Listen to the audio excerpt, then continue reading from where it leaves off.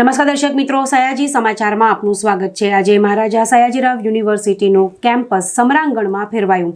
આજે એબીવીપી દ્વારા નવનિર્માણ આંદોલનની 50મી વર્ષગાંઠ નિમિત્તે છાત્ર શક્તિ યાત્રાનું આયોજન કરવામાં આવ્યું હતું। આ યાત્રા જ્યારે કોમર્સ ફેકલ્ટી ખાતે પહોંચી ત્યારે એબીવીપીના વિદ્યાર્થીઓ દ્વારા ફટાકડા ફોડવામાં આવ્યા અને યાત્રામાં ધ્વનિ પ્રદૂષણ ફેલાવતી બુલેટને પણ જોડવામાં આવી હતી, જે અંગે અગાઉની અદાવત રાખી એજીએસયુ ગ્રુપ દ્વારા પોલીસને જાણ કરવામાં આવતા પોલીસે પહેલાં તો ફટાકડા ફોડવા અંગે અને તેમજ સિક્યુરિટી ગાર્ડે પણ વિદ્યાર્થીઓને રોક્યા, પરંતુ એબીવીપીએ કોઈનું માન્યું નહીં અને કોલેજના પ્રાંગણમાં જ બોમ્બ અને ફટાકડા ફોડ્યા। પોલીસે કાર્યવાહીમાં એજીએસયુની ફરિયાદને આધારે ફટાકડા ફોડવા અંગે અને ધ્વનિ પ્રદૂષણ ફેલાવતા બુલેટ મામલે 500 રૂપિયાનો દંડ ફટકાર્યો, જેને પગલે આજે એબીવીપીના કાર્યકરો અને એજીએસયુ જૂથના કાર્યકરો આમને સામને આવી ગયા અને છૂટા હાથની મારામારી સર્જાઈ, જેમાં એજીએસયુ દ્વારા સયાજીગંજ પોલીસ મથકે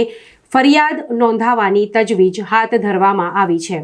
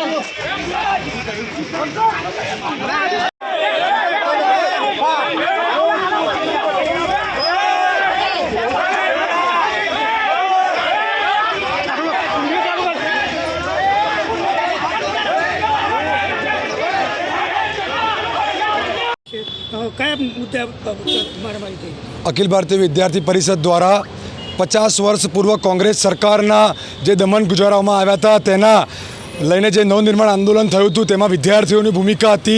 ते समाजने बताववा माटे थईने दरेक कॉलेजमां अमारो रथ આવ્યો હતો।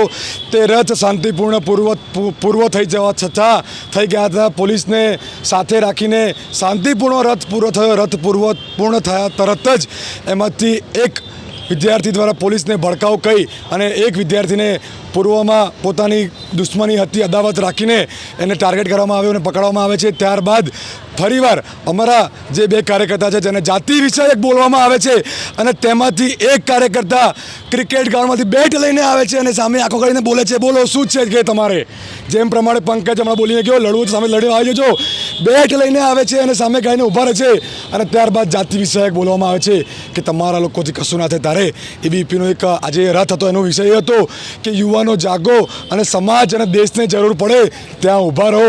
50 વર્ષ પૂર્ણ જે આપણા પૂર્વજોએ આંદોલન કર્યું હતું ત્યારે નવનિર્માણ થયું હતું।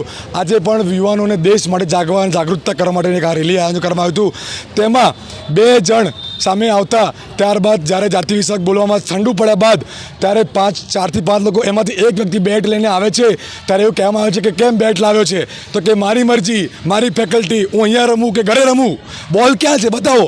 એટલે બોલ નહોતો તો બેટ એકલું ક્યાંથી આવ્યું ભાઈ? એકલું બેટ એટલે આવ્યું કે એમ જેમ હમણાં બોલ્યા ને કે લડવું હોય તો સામે આવી જાજો, એ પ્રમાણે તૈયારી સાથે એ લોકો આવ્યા હતા કે બેટ લઈને આવ્યા હતા. અને મારો બોલ ક્યાં છે કે બોલ નહોતો, એકલું બેટ હતું. એ તમે સમજો છો કે બેટ સાથે આવવું એ કેટલું યોગ્ય છે.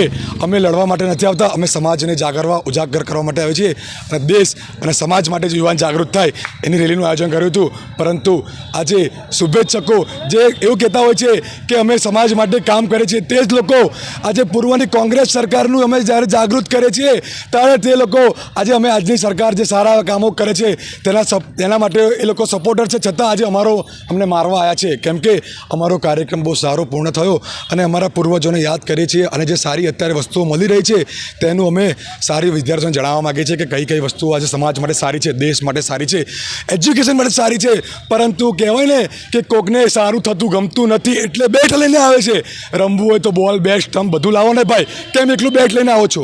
તારે આવું થતાં સાથે એબીવીપીના કાર્યકર્તાઓ જાતિ વિષયક બોલે છે ને તારે કરે છે. કેમ કે અમે સમાજને એક કરવા માગીએ છીએ ત્યારે એ લોકો સમાજને અલગ કરવા માગે છે.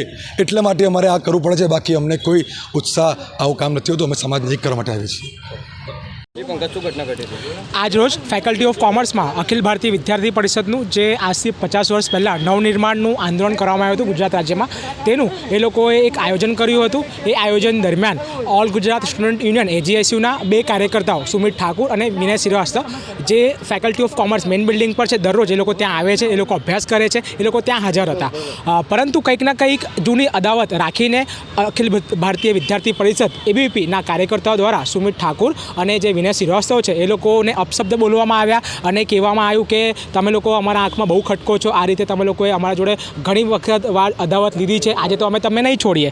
તો મેં જ્યારે કેમ્પસમાં હાજર થયો ત્યારે મેં સમજાવ્યું, મારા છોકરાઓને પણ કીધું, સામેના પક્ષમાં પણ મેં જઈને વાત કરી કે છોકરાઓ છે, જો યુવાન છે, ભૂલ થતી હોય છે અને જે જૂની અદાવતને લઈને તમે લોકો ઝઘડો કરવા આવ્યા છો તો એ કોઈ હવે મહત્ત્વનું રહેતું નથી. એમાંથી લગભગ એ લોકો દ્વારા એવું આક્ષેપ કરવામાં આવ્યું કે અમારા જે વિસ્તારક છે, વિસ્તારકને તમારા ગ્રુપમાંથી, તમારા સંગઠનમાંથી કોઈક અપશબ્દ બોલ્યા છે. તો એ મેં કીધું કે અમારા કોઈ પણ વિદ્યાર્થી નેતા હોય કે કોઈ પણ અમારો ગ્રુપનો સભ્ય હોય, કોઈ પણ વ્યક્તિને અપશબ્દ બોલી ના શકે.